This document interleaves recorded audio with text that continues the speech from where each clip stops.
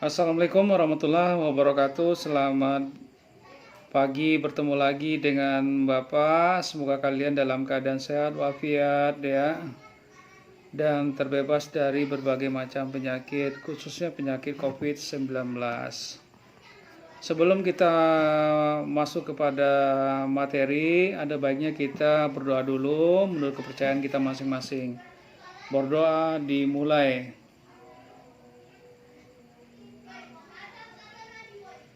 Oke, berdoa selesai. Puji syukur kita sampaikan kepada Tuhan Yang Maha Kuasa. Karena berkat beliaulah kita masih diberikan kesempatan ya secara daring pada pertemuan kali ini. Ya, jadi walaupun kemarin kita sudah bertatap muka, namun karena ada musibah di sekolah, ya ini kanopi di sekolah ada sedikit masalah, jadi harus ada perbaikan. Oleh karena itu makanya kalian ya sampai hari ini belum bisa ke sekolah. Oke, jadi kemarin Bapak memang menyampaikan kepada kalian ya, itu kemarin ya, untuk hari ini pada saat kalian menerima video ini ya, kalian dilarang datang ke sekolah. Karena apa? Karena ya kanopi di jalan dari gerbang sekolah ya, dari gerbang itu ke depan kantor TU ya, itu belum masih dalam perbaikan ya. Jadi kanopi itu masih dalam perbaikan, takutnya terjadi hal-hal yang tidak diinginkan. Ya, jadi untuk sekali lagi Bapak sampaikan ya, untuk video silakan saja kalian japri ke WA Bapak, karena ada beberapa orang teman kalian yang mencoba untuk mengirim di grup itu, ternyata tidak bisa ya. Nah ya, Bapak juga nggak tahu masalah seperti apa. Jadi buat kalian yang belajar bahasa Indonesia dengan Bapak untuk tugas praktek bercerita legenda itu, silakan kalian kirim ke WA pribadi Bapak. Untuk kalian yang belajar bahasa Indonesia dengan Bu Fatimah, silakan kalian japri ke WA Bu Fatimah langsung nah ya. Jadi tadi Bapak sudah ada coba buka-buka ya video di beberapa orang di antara teman kalian. Jadi Bapak suruh ulang lagi. Kenapa Bapak suruh ulang lagi? Karena yang Bapak minta itu ya bercerita bukan membaca. Jadi yang Bapak lihat tadi itu seperti ini ya, mata seperti ke teks ya, terus dibaca. Ya. Jadi kalian Bapak minta pahami isi dari cerita legendanya nah ya. Jadi pahami dulu cerita legendanya, mulai dari bagian awal, terus masuk kepada isi, setelah itu pada penutup. Ya. Terus yang berikutnya, hampir rata-rata Bapak lihat video yang sudah mengirim, ya, itu ekspresinya tidak ada, ekspresinya biasa saja. Ya, ekspresinya kalau Bapak perhatikan seperti melihat teks ya, melihat teks di samping kamera kalian. Jadi sama saja kalian seperti membaca teks nah ya. Jadi sangat ketahuan sekali ya, Bapak betul-betul tahu bahwa bisa lihat ya arah mata kalian itu kemana gitu.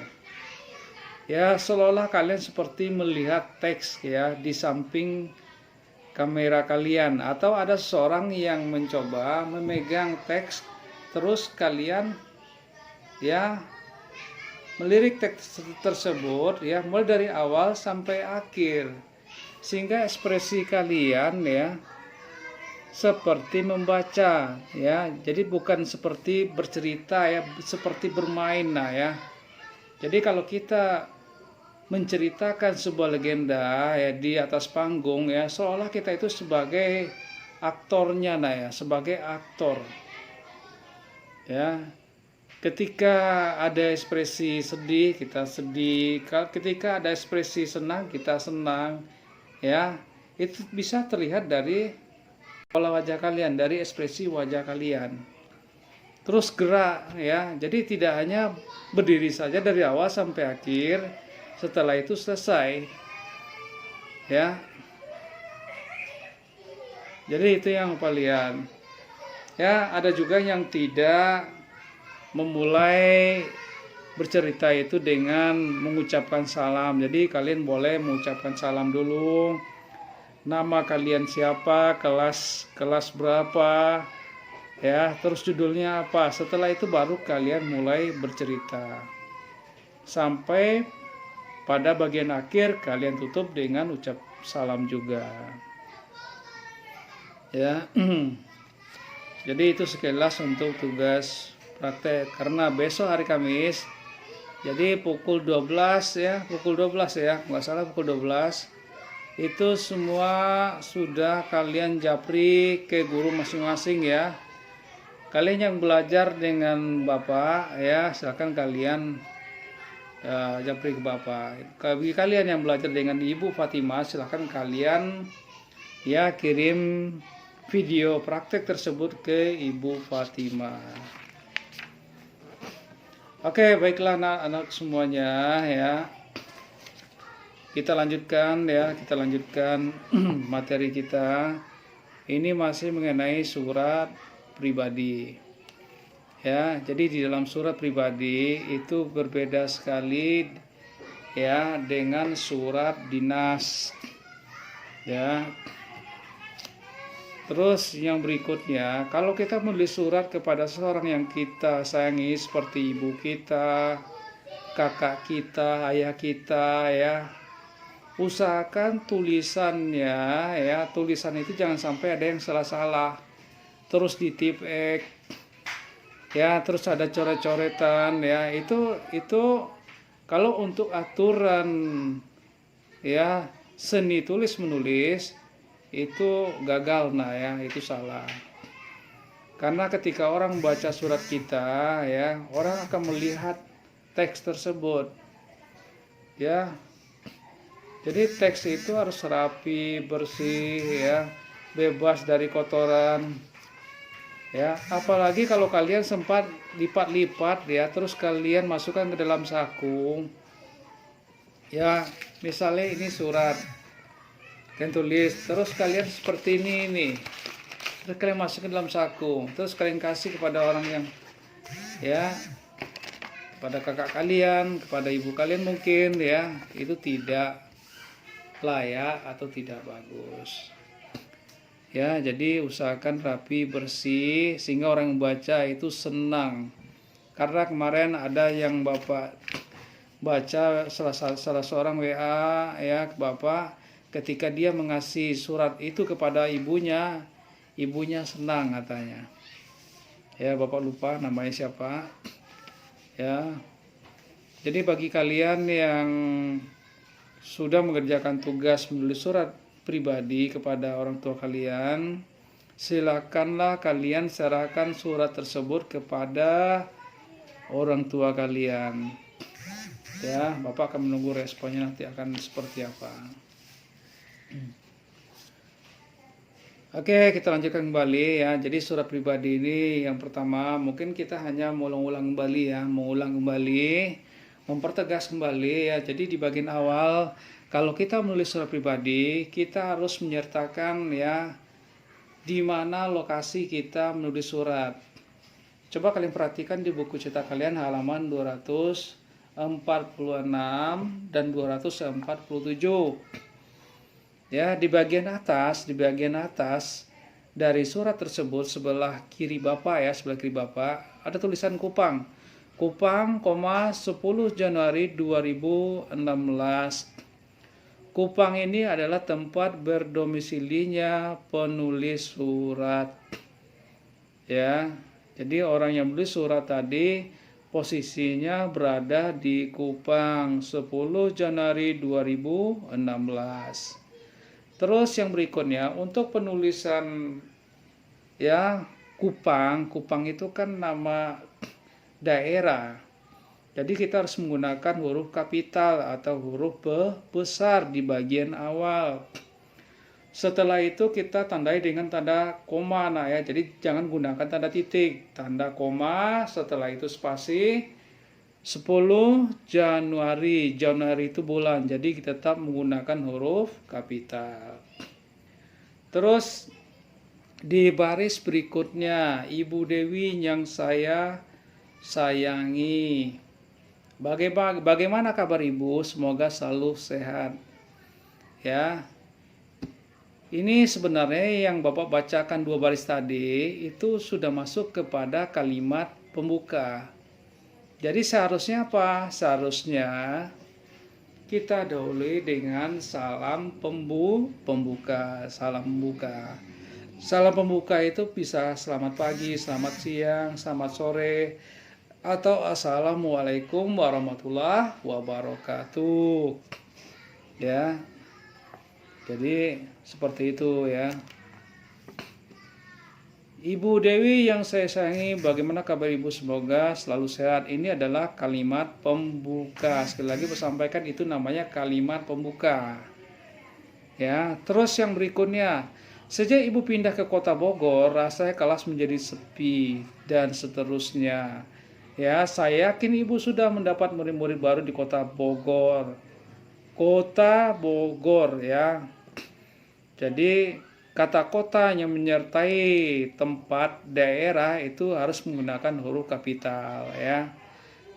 Titik. Meski sudah mendapat murid baru, tolong jangan lupakan kami yang di Kota Kupang ini. Ya. Itu mulai dari sejak Ibu pindah sampai pada bagian akhir tadi itu namanya isi surat. Nah ya, itu isi surat. Jadi bukan kalimat pembuka surat, itu sudah masuk kepada isi surat. Terus kita lanjutkan. Semoga Ibu senantiasa sehat dan dalam lindungannya. Itu apa namanya? Itu adalah kalimat penutup surat. Kalimat penutup surat. Salam rindu. Ya, sebenarnya salam rindu ini bisa juga mengarah kepada salam penutup. Alangkah eloknya jika kita ya, jadi sesuaikan dengan agama kita masing-masing ya. Kalau kita beragama Islam bisa kita menutup dengan Assalamualaikum warahmatullahi wabarakatuh. Ya. Terus di bawahnya tulis nama kalian, setelah itu kalian tanda tangani. Ya. Jadi jangan sampai kalian lupa ya. Jadi nama pengirim surat ya itu harus kalian sertakan ya. Pak, boleh nggak ditanda tangani? Boleh ya. Jadi nggak perlu kalian harus pakai cap stempel, nggak ya, karena ini adalah surat pribadi. Di dalam menulis surat pribadi maupun surat dinas, tetap kalian harus memperhatikan ya kaidah ya bahasa Indonesia ya. Jadi kalian harus perhatikan penggunaan tanda baca itu juga harus kalian perhatikan ya, tanda titik, tanda koma, penggunaan huruf kapital, terus diksi ya. Diksi apa itu diksi? Diksi itu adalah pilihan kata. Jika rasa kata yang kalian pakai itu tidak tepat, kalian boleh ganti dengan kata yang lebih pas. Sehingga ketika dibaca oleh penerima surat, ya penerima surat sangat mudah memahami ya apa yang kalian tulis di dalam isi surat. Ya, terus jangan menggunakan bahasa yang berbelit-belit ya, terus bolak-balik. Mungkin di paragraf pertama kalian sudah sampaikan, terus di paragraf keduanya kalian sampaikan lagi ya, padahal maksudnya sama. Jadi itu harus kalian perhatikan ya. Jadi masing-masing paragraf dari isi surat itu ya tetap menggunakan yang masing-masingnya memiliki ide pokok ya, ide pokok dari setiap paragraf ya. Terus yang berikutnya ya, jangan kalian sampai lupa ya, jangan kalian sampai lupa ya. Ini sering ya. Kenapa ini Bapak sampaikan ya? Kadang-kadang orang lupa ya menyertakan ya lokasi tadi yang seperti yang Pak sampaikan tadi ya. Kupang misalnya, Jambi misalnya ya, atau Morobulian ya. Itu sangat penting ya, sangat penting sekali nah ya. Karena itu salah satu dokumen penting ya. Jika ada orang bertanya ya, itu suratnya ya tanggal berapa ya, tahun berapa ya. Jadi kalau surat ini kalian simpan, kalian akan ingat ya. Kecuali ya di dalam surat itu tidak kalian tulis ya, kalian menulis surat itu di mana, tanggal berapa dan tahun berapa ya. Jadi dokumen jadi untuk lokasi tadi itu penting ya, terus tanggal, bulan dan tahun ya. Oke, terus yang berikutnya ya, kalian bisa buka buku LKS kalian halaman 41. Di sini ada beberapa fungsi surat. Yang pertama sebagai alat komunikasi ya. Jadi alat komunikasi secara tertulis.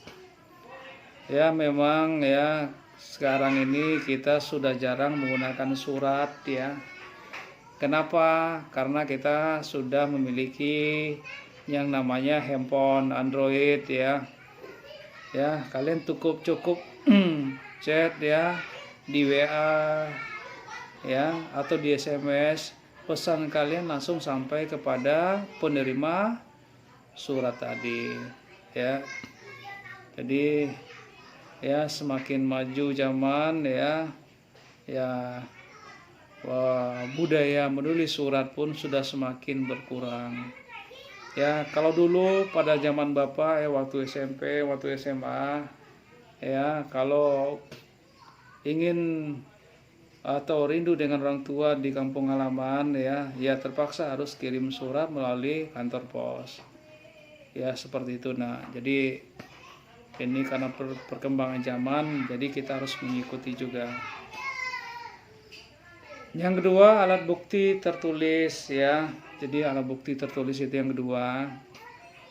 Jadi biasanya kalau kita di sekolah, nah ya, kalau kita sakit ya, kalau kita mau ada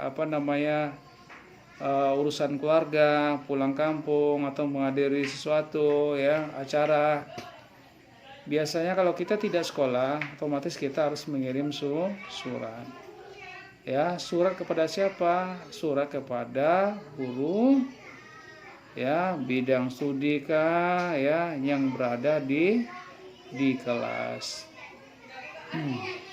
Ya, jadi surat itu jangan ketika sudah sampai di sekolah ya terus dibuang ke tong sampah.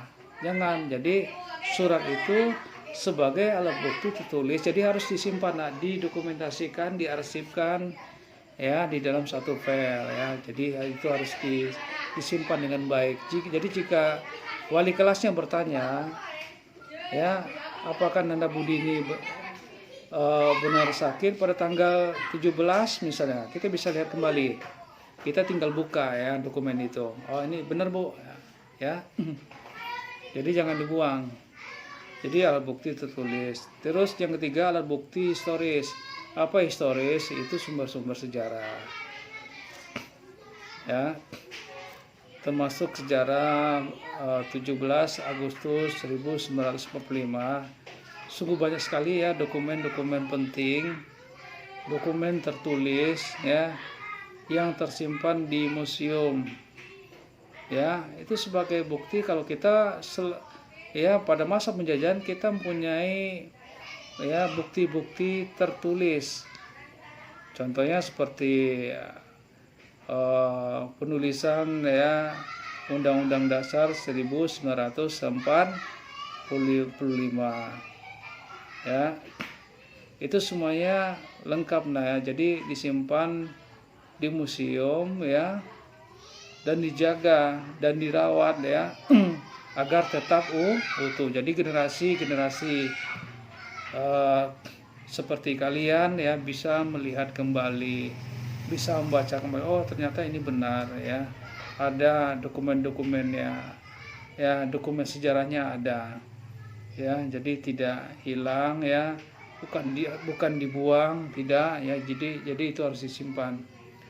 Yang keempat, sebagai alat pengingat benar. Jadi kalau kita lupa ya, surat tadi bisa kita lihat lagi, kita baca lagi ya.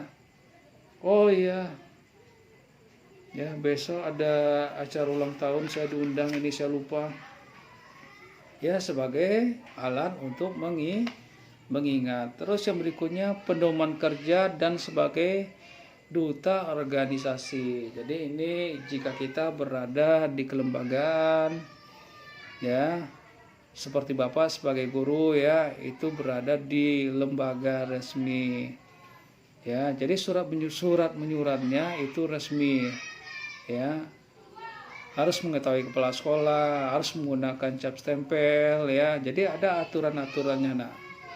Termasuk di surat itu pun ya ada ya aturannya, secara struktur itu ada aturannya ya. Jadi tidak seperti di dalam surat pribadi ya. Jadi surat pribadi itu agak sedikit longgar ya, tidak sama dengan surat dinas.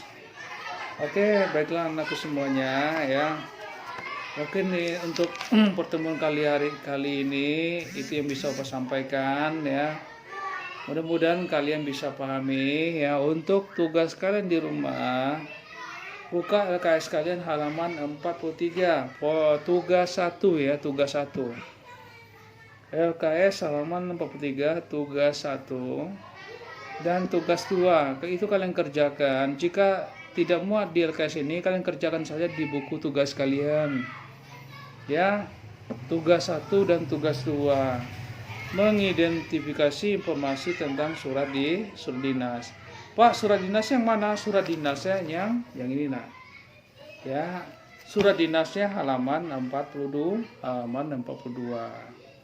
Ya, jadi untuk mencari informasinya kalian buka LKS halaman 62.